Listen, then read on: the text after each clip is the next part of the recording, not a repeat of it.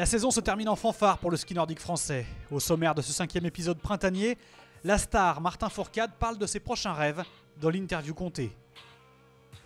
Les néo-retraités défilent dans le zapping spécial championnat de France et c'est l'un d'eux, Alexis Boeuf, qui débute sa reconversion en nous emmenant avec Somfy dans les coulisses du relais féminin français. Une journée émouvante avec les techniciens des vice-championnes du monde. Enfin, le portrait Jules Beau du dernier épisode de la saison, c'est Ronan Lamy-Chapuis, un sauteur impatient de remplacer son cousin Jason pour faire à nouveau grimper le nordicomètre à un niveau record.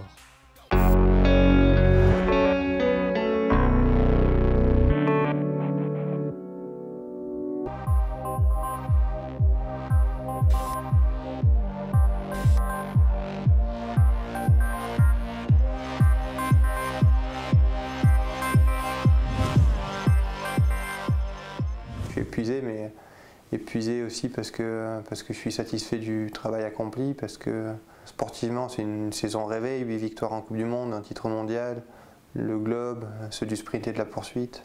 C'était temps que ça s'arrête? C'était temps que ça s'arrête, surtout mentalement, parce que j'ai beaucoup donné pour revenir au niveau, j'ai beaucoup donné pour me battre pour le général, pour devenir champion du monde. J'ai commencé ma saison, je ne l'ai pas commencé en novembre, je l'ai commencé en septembre après la mononucléose quand je me suis donné à 200% pour pouvoir revenir au niveau, et c'est toute cette fatigue de la préparation finalement, toute cette implication que j'ai mis en octobre, en novembre qui m'a pesé sur la fin de saison. Aujourd'hui j'ai surtout envie de vacances, mais des rêves et des défis sportifs après les vacances, il y en aura plein qui vont revenir. Des défis en biathlon, les championnats du monde d'Oslo qui vont être quelque chose d'incroyable à court terme. Les Jeux Olympiques à Pyeongchang bien sûr à plus long terme. Le record de victoire de Raphaël qui est pas loin et qui a une super motivation. Et en fond? C'est un rêve d'enfant parce que moi j'ai commencé pas par le biathlon mais par le ski de fond. Donc je crois que je me suis rêvé champion de ski de fond avant de me rêver champion de biathlon. C'est vraiment un vrai objectif, c'est vraiment quelque chose que j'ai envie de faire, autant pour m'épanouir que pour progresser en biathlon. Après, voilà, c'est peut-être très difficile à comprendre pour le grand public qui se dit là, tu as tout gagné en biathlon. Mais sacrifier une saison de biathlon et la Coupe du Monde de biathlon pour une compétition de ski de fond, même si ça me fait rêver, c'est toujours très difficile. Ça va être quelque chose de nouveau, en tout cas c'est ce que tout le monde me dit.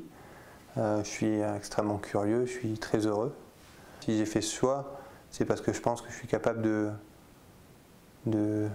performer autant, voire mieux avec cet enfant que finalement dans la situation dans laquelle je suis. Voilà. Si j'ai choisi de le faire, c'est que je pense que ce n'est pas un frein à ma réussite sportive.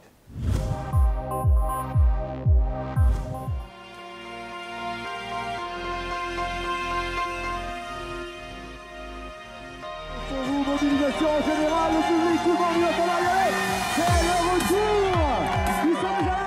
Déjà, ce qui est important à savoir, c'est que pour nous, la saison ne se termine pas avec la finale de la Coupe du Monde. On est encore sollicité avec les championnats de France, puis sur des compétitions en Russie. Et suite à ça, il y aura une période de vacances. Je coupe une grosse dizaine de jours, sans aucune obligation sportive. Après, on reprendra l'entraînement fin avril, début mai.